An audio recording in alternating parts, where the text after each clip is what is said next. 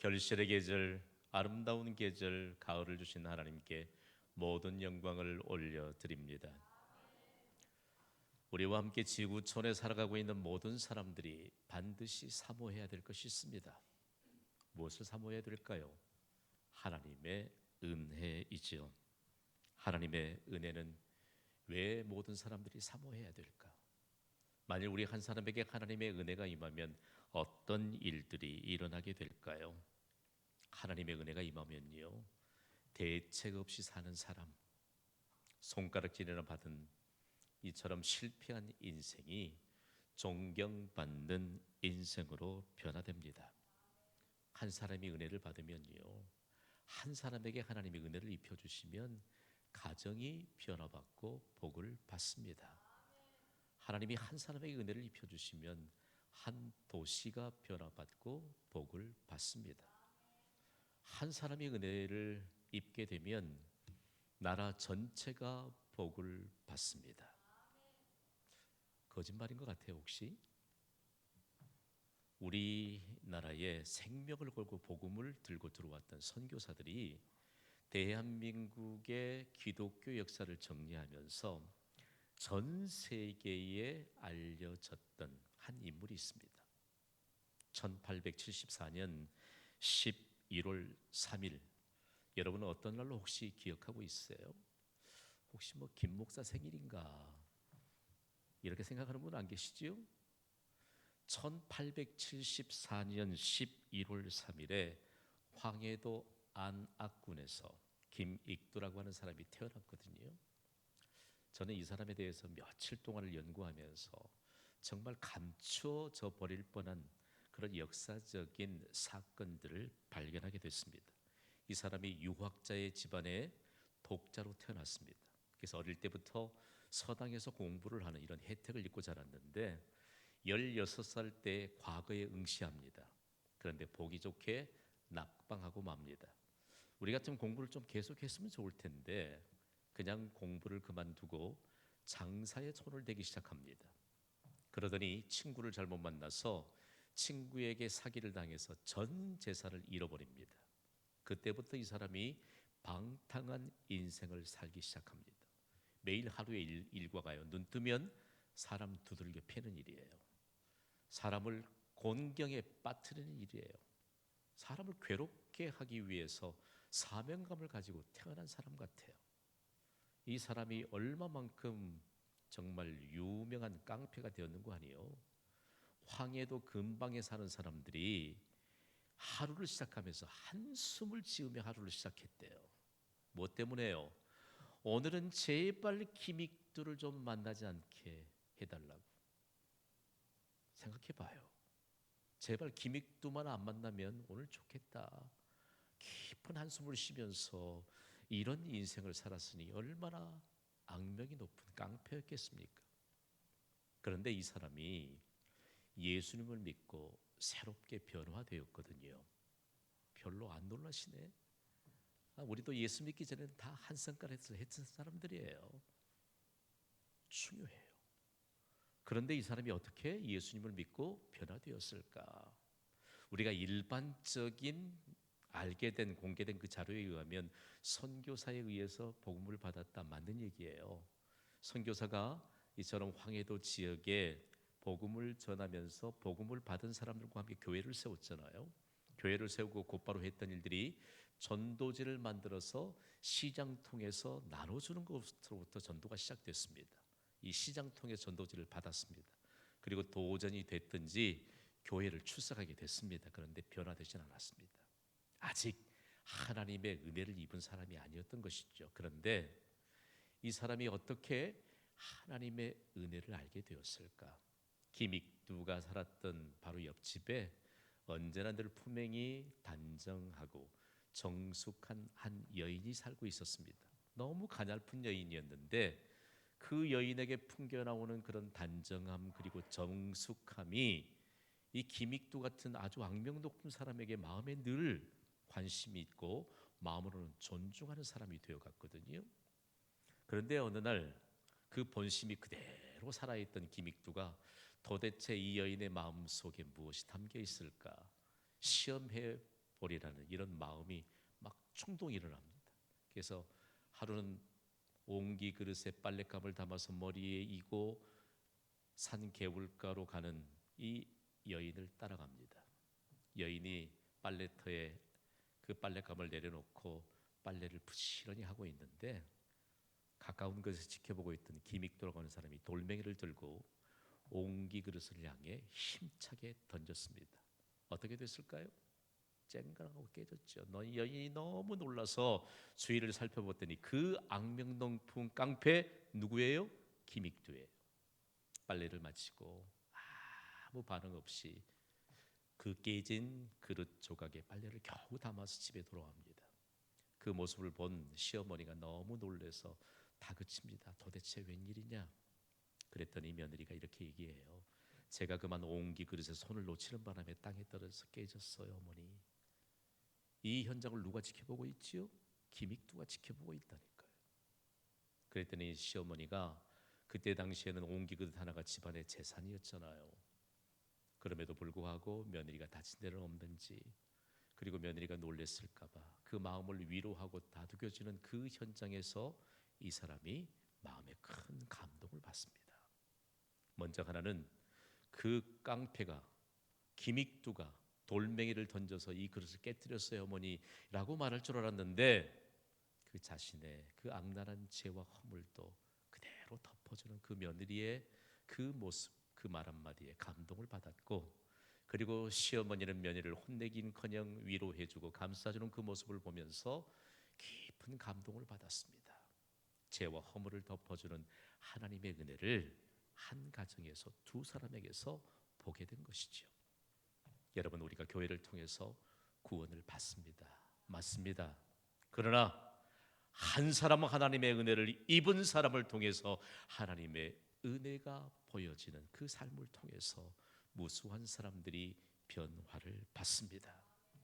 그 악명 높은 깡패가 목사가 되었는데요.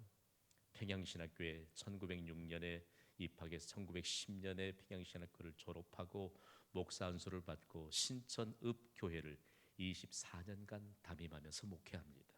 그리고 서울의 남대문 교회 그리고 승동교회를 담임하던 가운데 일제강점기이기 때문에 신사참배를 반대합니다. 그런데 일제가 아주 우습게도 이 김익두 목사의 목사직을 그냥 강탈해버리고 맙니다. 그래서 다시 황해도로 가서 목회를 하고 있는데 얼마만큼 중요한 획을 그었는지 모릅니다. 이 사람이 외쳤던 이 목회적인 중심 하나가 민족의 복음화였습니다. 참 이 사람의 일대기를 연구하다 보니까 너무 흥미진진한 대목이 있어요. 이 사람이 유명한 깡패들과 함께 어울려 다니면서 깡패 짓을 할 때요, 사람들이 손가락질했거든요. 아유, 김익두 저 깡패는. 그랬는데요, 김익두를 모방한 깡패들이 무수하게 탄생하더라는 겁니다. 그런데 김익두가 예수님을 믿고 새로운 사람이 되었는데 이전에 깡패를 모방했던 수많은 사람들이 막 탄생하는 것과는 비교가 되지 않을 만큼 예수님을 믿고 하나님께 돌아오는 사람들이 너무너무 많아지더라는 것입니다. 그러면서 왜 도대체 그럴까? 김익두가 예수님을 믿고 변화되어서 평상시 자신들을 알고 있는 사람들에게 부고장을 보냈거든요. 김익두는 죽었다. 자신이 부고장을 보낸 것입니다. 그런데 그 부고장이 너무 유명해요. 이전에 여러분이 알던 김익두는 죽었습니다. 예수님을 믿고 새 사람으로 태어났기 때문입니다. 이 부고장을 다 보낸 거예요. 그러면서 주먹친구, 술친구 모두 다 외면하면서 오히려 그들까지도 예수님 믿고 변화시키는 이런 놀라운 역사가 있었거든요. 한 번은 정말 김익두가 예수님 믿고 새 사람이 됐을까? 그 깡패가 매일매일 사람들에게 화제거리가 김익두예요. 김익두에게 누가 맞았다, 이것이 매일 화제거리는 이제는 예수님 믿고 새 사람이 되었다는 것이 화제거리가 됐습니다. 그래서 그동안 봉변을 당했던 한 여인이 시장통에서 장사를 했는데 정말 김익두가 변화됐는지 보자. 그리고는 우연을 가장해서 구정물이 든 통을 준비하고 있다가 김익두가 자신의 가게 앞을 지나갈 때 왕창 쏟아부었습니다. 그랬더니 김익두가 완전히 구정물을 다 뒤집어 쓴 것이죠. 그런데 어떤 일이 벌어졌을까? 만약에 예수 믿기 이전에 김익두 같으면 그 여인 반 죽었을 것입니다. 그런데 구정물을 훌훌 털어버리면서 이렇게 말하더래요. 예수는 내가 믿고 살기는 당신이 살았어. 이것이 은혜인 줄 믿습니다. 그리고 복음을 전하면서 가더래요. 이분이 평생 동안 민족 복음화를 위해 헌신했는데 마지막 그가 새벽 설교를 마치면서 순교자가 됐거든요. 1950년 10월 14일입니다.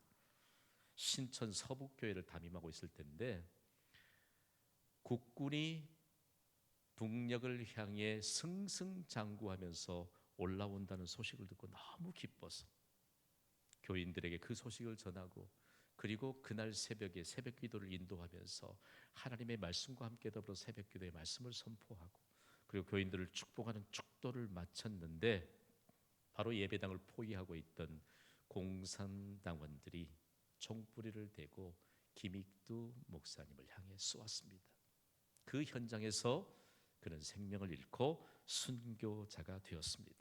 그런데 그가 남겼던 이 순교자적인 발자취가 얼마나 강력한 하나님의 메시지를 선포했는지 모릅니다. 세상에 예수 그리스도의 이름 앞에 변화되지 않을 사람은 없다. 중요합니다. 이것이 선교사들에 의해서 전 세계 모든 기도 채널을 통해서 전파되었는데 너무 흥미진진해요. 저는 한국 사람이기 때문에 한국의 기독교 역사를 이렇게 담아내면서 그들은 얼마만큼 충격으로 받아들였을까? 얼마만큼 충격이었을까? 아, 복음이라고 하는 것은 예수 그리스도는 그 어떤 사람도 변화시켜서 하나님의 은혜를 입혀주시는 은총을 받을 수 있다는 말씀입니다. 오늘 우리가 하나님 앞에 예배자로 선 것은 하나님이 김익두라고 하는 깡패를 변화시킨 그 복음의 영향력과 함께 동일하게 우리를 은혜를 입혀주셔서 이곳에 예배자로 서게 된 줄 믿으시기 바랍니다. 그렇다면 김익두에게 입혀주신 그 하나님의 은혜, 오늘 이 시대를 살아가는 우리에게 입혀주신 그 하나님의 은혜는 어디로부터 온 것일까요? 오늘 하나님이 우리에게 주신 이 말씀이 하나님의 은혜에 대해서 증거하고 있습니다. 이게 좀 충격적인 것은 우리가 하나님의 은혜를 입은 자로 살고 있지만 당시에도 하나님의 은혜를 입지 못한 사람들의 모습을 먼저 보여주고 있습니다. 하나님이 사람들이 하나님의 은혜를 입지 못하면 어떤 사람들로 살아가게 되는 것인가를 우리에게 보여주고 있는 것이죠. 오늘 말씀은요, 언뜻 우리가 해석하기 어려운 부분들을 기록하고 있습니다. 먼저 창세기 6장 2절 말씀을 함께 읽습니다. 시작. 하나님의 아들들이 사람의 딸들의 아름다움을 보고 자기들이 좋아하는 모든 여자를 아내로 삼는지라. 아멘. 하나님의 아들들이 등장합니다. 그리고 사람의 딸들이 등장합니다. 누가 하나님의 아들들일까요? 누가 사람의 딸들일까요? 오늘 우리는 이 하나님의 아들이라고 하는 이 두 개의 단어를 먼저 생각해 보기를 원합니다. 우리가 하나님의 약속의 말씀을 먼저 받은 유대인들이라면, 이스라엘 백성이라면 이 말씀엔 해석이 필요 없겠지요. 하나님은 우리에게 복 주시기를 원하시는 분이십니다. 우리는 천지를 지으신 하나님께 복 받는 자들입니다.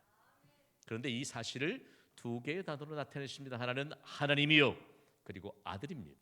하나님은 복을 주시는 분이시고 아들은 하나님의 상속자입니다. 믿으시면 아멘 하세요. 우리가 지금까지 배워왔던 모든 신앙에 관한 내용이 이 두 단어로 모두 해석될 수 있습니다. 우리는 복 주시는 하나님의 상속자인 줄 믿습니다. 누가 복 주시는 하나님의 상속자인가? 셋의 후손들처럼 신앙으로 사는 사람들이죠. 그래서 하나님의 아들들은 셋의 후손들로 신앙적인 사람들을 얘기하는데 하나님 앞에 예배를 생명처럼 여기고 예배로 살아가는 사람들입니다. 그런데 예배에 실패했던 가인의 후손들은 여전히 예배를 잃어버린 채 불신앙적인 사람들로 살아갑니다. 성경은 이 사람들을 사람들의 딸들이라고 말합니다. 남녀 구분하지 않고 여러분, 우리가 하나님의 상속자인 하나님의 아들들로 살아가는 것이 가장 큰 복인 줄 믿습니다. 오늘 이 사실을 우리가 믿음으로 붙잡는 자면 우리의 평생 동안 우리 앞에 어떤 문제가 다가오든지 간에 하나님이 은혜를 입혀주셔서 해결해 주실 줄 믿는 믿음으로 승리하며 살게 될 줄 믿습니다. 이게 중요해요. 예배의 모범으로 살아가는 것이 너무너무 중요하다는 것이죠. 그렇다면 예배를 상실한 사람들은 무엇이 문제일까요? 지금도 우리는 하나님 앞에 예배자들도 살고 있잖아요. 그러면 예배를 모르고 사는 사람은 무엇이 문제일까? 관점이 다릅니다. 하나님의 관점에서 살아가는 것이 아니요, 사람의 관점에서 살아갑니다. 어떻든지 자기가 만족하는 것이 이루어져야 돼요.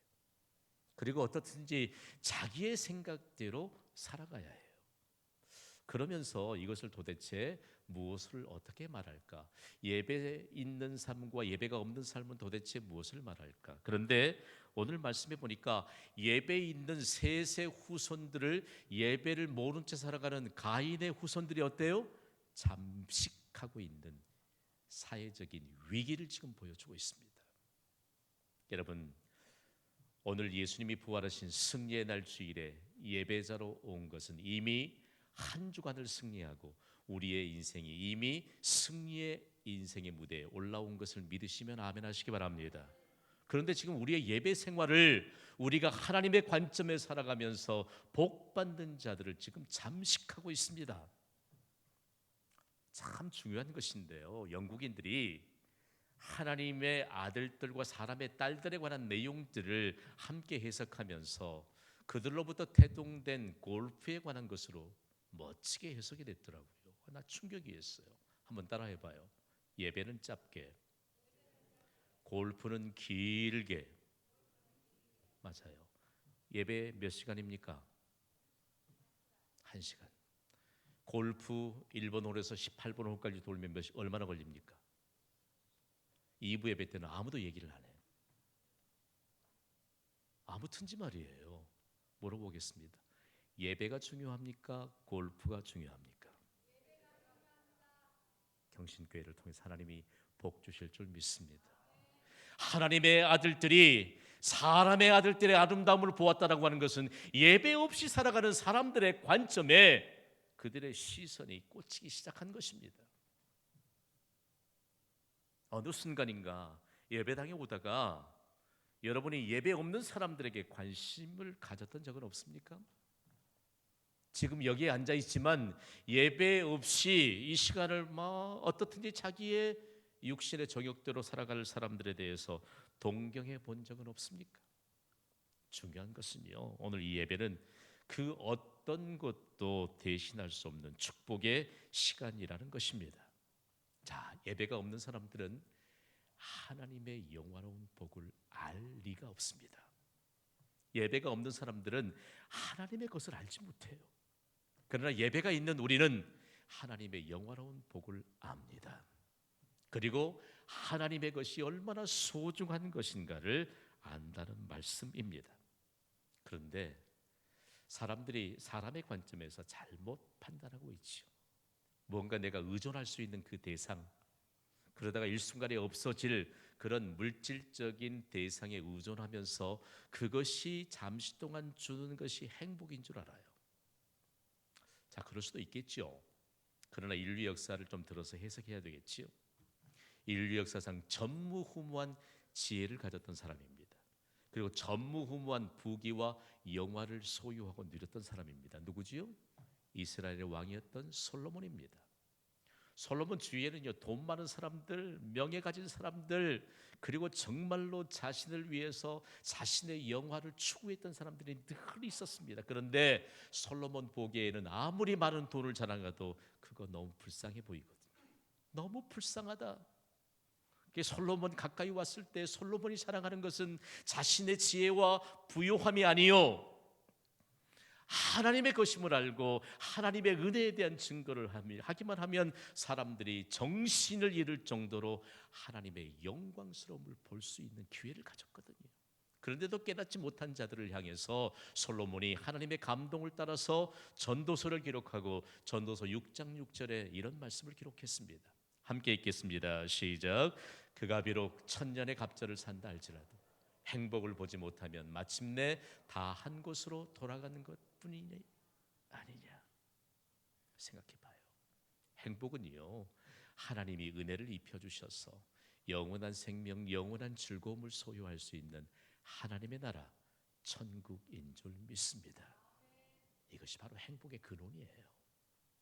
그래서 하나님 나라의 통치자이신 예수 그리스도를 믿고 하나님의 은혜를 입은 자들이 행복을 누릴 수 있는 것이죠. 이것이 행복이에요. 그럼에도 불구하고 솔로몬이 보았을 때 수많은 나라의 왕들, 권력가들이 얼마나 불쌍해 보였으면 저 불쌍한 사람들을 향해 하나님이 감동을 입혀주셔서 돈 많으면 좋은 약 먹고 500년쯤 살 수 있을까요? 우리 어렸을 때 진시황 얘기 많이 들었거든요. 나 그분 얼굴도 몰라요. 그런데 무슨 3,000명의 소년들을 동원해가지고 불로초를 구하러 다녔다 그러고 그 사람 몇 살까지 살았는 줄 아세요? 그 사람 안 죽었나요? 중요해요. 오늘 우리에게는 하나님의 영화로운 복이 무엇인가를 알 수 있는 하나님의 은혜가 임한 줄 믿습니다. 그것이 예배로부터예요. 그런데 예배로부터 우리가 하나님의 은혜를 입혀주시는 이 놀라운 은총을 입지 못하면 아무것도 깨닫지 못하고 삽니다. 그래서 예배의 생명을 걸고 예배를 지켜야 될 셋의 후손들, 하나님의 아들들이 사람들의 관점에서 사람의 딸들의 아름다움을 보고 예배가 없는 그 사람들의 그야말로 그런 삶을 보면서 그들과 함께 결혼하기 시작했다. 믿는 자와 믿지 않는 자가 결혼했다는 것을 지적하는 게 아니고요. 예배를 동시에 이뤄가고 있는 이 엄청난 위기 속에서 하나님이 말씀하세요. 그리고 하나님이 예배를 잃어버린 사람들을 심판하시겠다고 이렇게 말씀하세요. 오늘 본문 창세기 6장 7절입니다. 읽습니다. 시작. 이르시되 내가 창조한 사람을 내가 지면에서 쓸어버리되 사람으로부터 가축과 기는 것과 공중의 새까지 그리하니니 이는 내가 그것들을 지었음을 한탄함이니라 하시니라. 아멘. 자, 하나님이 하나님을 닮고 하나님을 대표하는 존재로 사람을 만드셨는데 그들을 하나님께서 보장해 주신 것은 하나님을 향한 예배가 있기 때문입니다. 그런데 예배를 다 잃어버리니까 하나님이 그들을 지으신 것을 한탄하시면서 근심하시고 쓸어버리시는데 사람만 쓸어버린 게 아니고 호흡하는 짐승들까지 다 쓸어버리겠다라고 하는 것입니다. 왜 그럴까요? 하나님이 하나님을 대표하는 사람을 위해서 하나님이 말씀으로 창조하신 이 세상에 하나님이 복을 주셨습니다. 그리고 필요한 모든 것을 가득 채우셨습니다. 믿으시면 아멘 하세요. 제가 한 대목만 보여드릴까요? 제가 살았던 워싱턴 주에는 조금만 차로 이동해서 그 소위 자연적인 공원들이 많이 조성되어 있는데 거기 가보면요, 블루베리, 블랙베리가 사람이 심지도 않았어요. 몇십 킬로를 걸어가도 끝이 없어요. 끝이 없어. 근데 거기에 작은 사인이 하나 붙었어요. 야생으로 자라는 이 딸기를 따 먹으면 안 됩니다. 왜냐하면 독성분이 있을지 모르기 때문입니다. 분명히 써줬어요. 그런데 한국 분들은 거기 산책하면요, 입술이 아주 시퍼렇도록 따먹은 거예요. 그리고 또 가서 바구니 갖고 가서 다 따와서 그거 잼 만들어서 파자야 할 때 또 다 팔아요. 다 사요.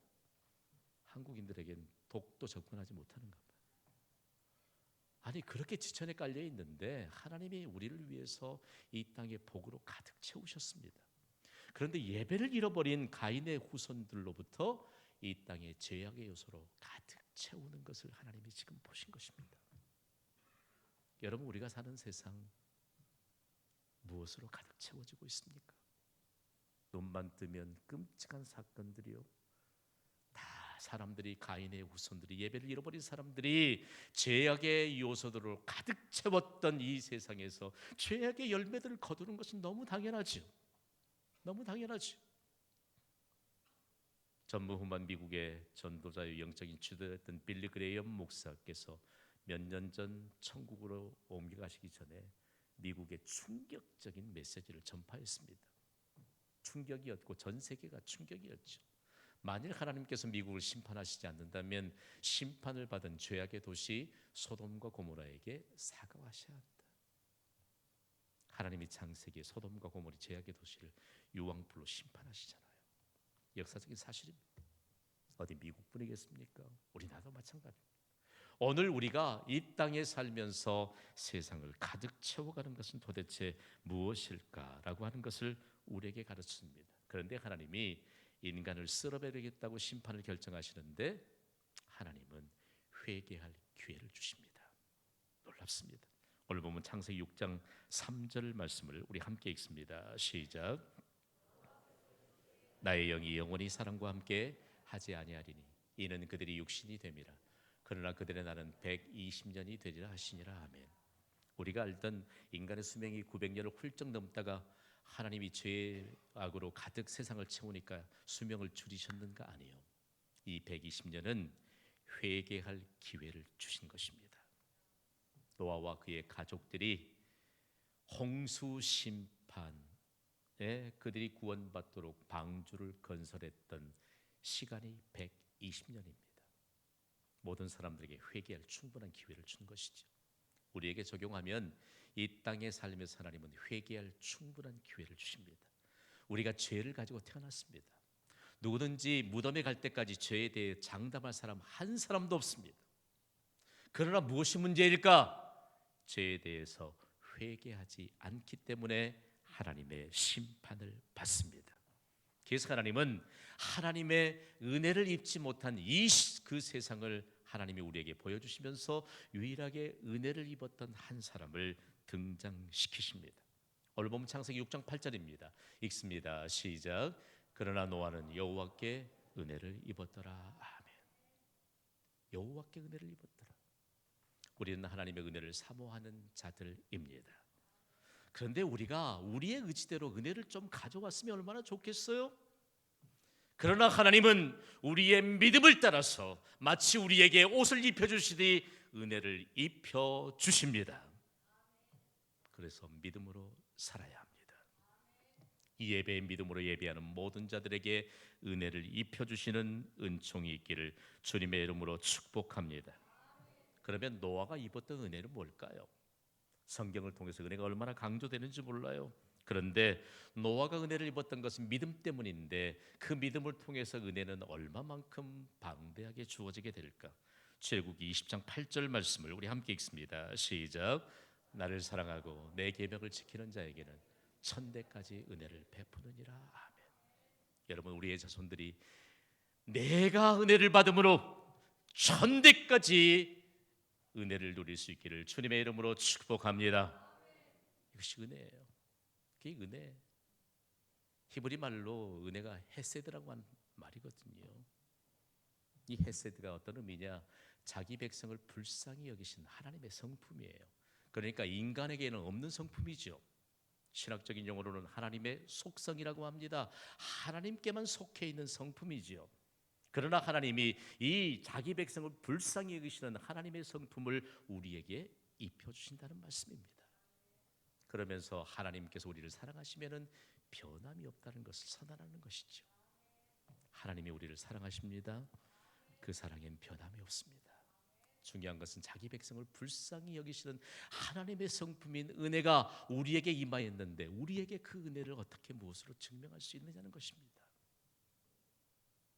저는 이 말씀을 연구하면서 참 눈시울이 붉어졌습니다만, 제가 아이들을 그렇게 나무라면서 양육시키지 않은 것 같아요. 제가 유학 시절에 아이들이 유치원 다니고 초등학교 1학년 때인데 아이들이 그 문화에 적응을 못합니다. 그러니까 엄마가 둘째하고 같이 유치원에 같이 출근해야 돼요.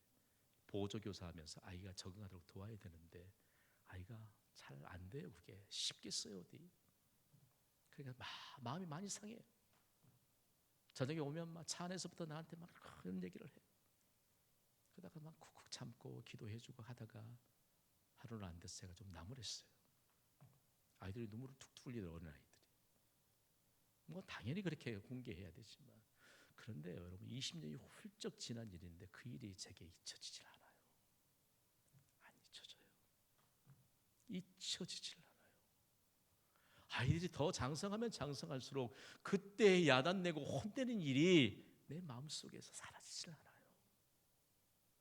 그래, 조금 더 힘을 불어넣어 줄 걸. 오늘 우리에게 있어 이 하나님의 은혜, 하나님은 우리를 불쌍히 여기십니다. 우리가 하나님 앞에 죄를 혹시 범했을지라도 하나님 앞에 회개하는 자들에게 하나님은 은혜를 입혀주셔서 자기 백성을 불쌍히 여기시는 하나님의 성품을 우리에게 입혀주십니다. 그리고 그 은혜로 살게 하십니다. 사도 바울이 이방의 교회를 향해 메시지를 전파하는데 교회가 여러 영적인 전투 현장이 됩니다. 여러 문제를 가지고 성도들이 나옵니다. 그런데 무엇이 해답이냐? 하나님의 은혜로 충분하다는 것이죠. 에베소 6장 4절에 그는 이런 서신을 보냅니다. 함께 읽어보겠습니다. 시작. 우리 주 예수 그리스도를 변함없이 사랑하는 모든 은혜가 있을지어다. 이게 은혜예요, 은혜. 여러분, 우리에겐 은혜가 충분한 줄 믿습니다. 여러분이 답답할 때 스스로 무슨 돌파구를 찾지 마세요. 그건 소용없는 일이에요. 여러분이 스스로 그 돌파구를 찾으면 더욱 갈증만 심해질 뿐입니다. 우리에게 자기 백성을 불쌍히 여기시는 이 하나님의 성품인 은혜를 입혀주실 때 우리가 그 하나님의 성품을 가지고 하나님은 변함없이 우리를 사랑하신다. 그러므로 하나님이 우리에게 은혜를 입혀주시면 모든 일이 해결된다는 사실이죠. 그래서 우리는 오늘 결론의 메시지를 이렇게 봤습니다. 다 함께 선포합니다. 시작. 하나님의 은혜로 충분합니다. 우리가 사는 시대에 여러 가지가 필요한 것 같으나 하나님의 은혜가 필요한 시대입니다. 저는 오늘 여러분에게 내가 경험하고 우리가 하나님의 은혜를 입혀주셨기 때문에 은혜를 이렇게 함께 해석하고 싶습니다. 다 함께 읽어보시죠. 시작. 은혜는 인간의 모든 두려움을 극복하게 하는 하나님의 능력입니다. 동의가 되시면 아멘 하세요. 부질없는 염려하신 분들 많지요? 어떤 분이 그래요. TV에서 그냥 건강 강좌만 하면 아이고 내가 지금 저 병에 걸린 거 아닌가? 이런 부질없는 두려움에 휩싸인다고 해요. 생각해봐요.